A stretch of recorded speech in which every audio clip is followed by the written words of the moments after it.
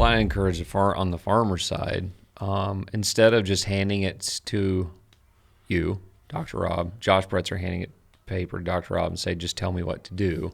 I know, right? It's like, try to have an approach of, will you teach me how I can do this better? Those are fun for me. Yeah, because, dude, that's the only way. What are you going to leave as a legacy? If you don't learn how to make an impact, you can't teach how to leave an impact. Oh, yeah. And so instead of, be a student of your soil, be a student of your crop, try to be, it's easy. It's easy. It's so tempting to just tell me what to do. What do I spray and when do I spray it? What do I pull? When do I pull it? But that's why I wanted, what is it plant telling us? What is the dirt? What is all of this telling us? Look at your plants. Yeah. I mean, one of my things I coined was, what's above ground is just a report card of what's going on below ground.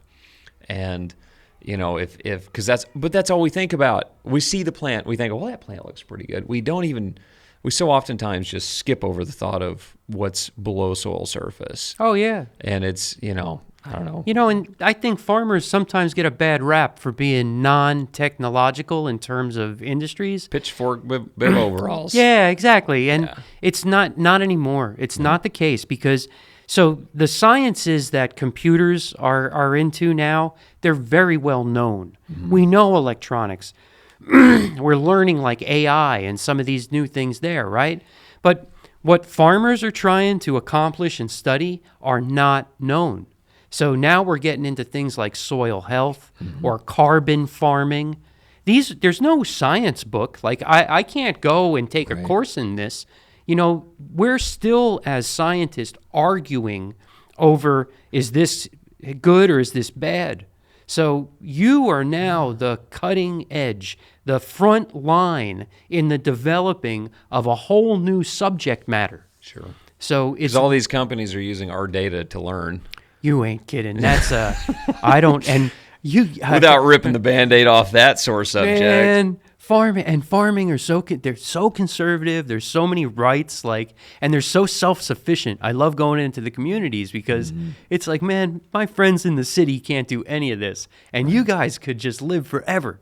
And but yeah, it's funny how, oh man, you're the guinea pigs of data now. Absolutely. Would you recommend farmer to be cautious with giving his data away? You can say skip on that question. I'm an academic, right? So data's only I'm all about free data, so that we can all learn from the data and peer-reviewed articles. And what good is data if I keep it hidden? Right. But on the other hand, I wouldn't. A farmer has more value than what he thinks. The data's worth a lot of money to a company. Sure. Because then if you think about it from, a large company's perspective, they can use that data to now develop solutions to trademark to sell back to the farmers. Right.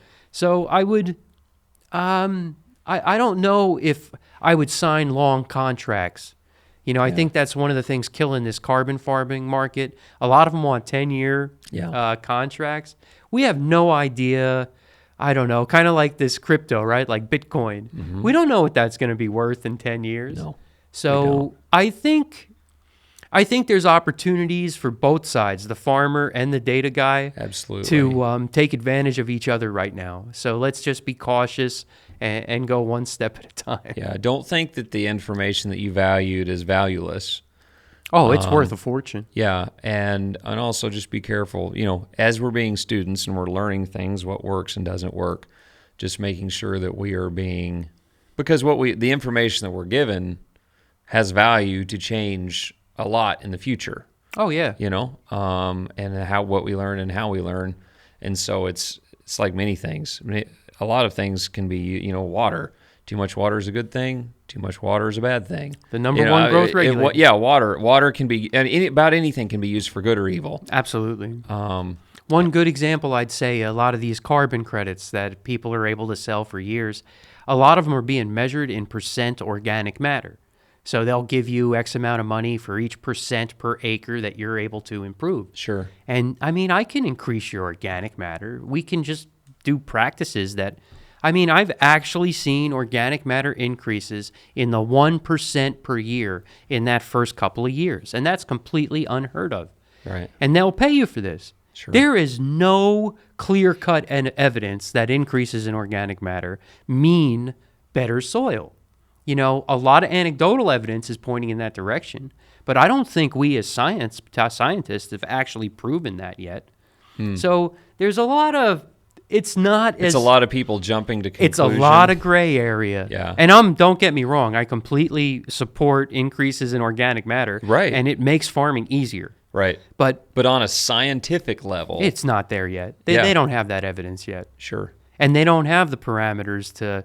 So, like in that case, I think the farmer has the advantage on the guy buying the credit. Sure. Because he knows more what makes an impact. Yeah, and that's kind of where we're going. That you are on the front lines now, and what you're learning is new to science. It's really that cutting edge.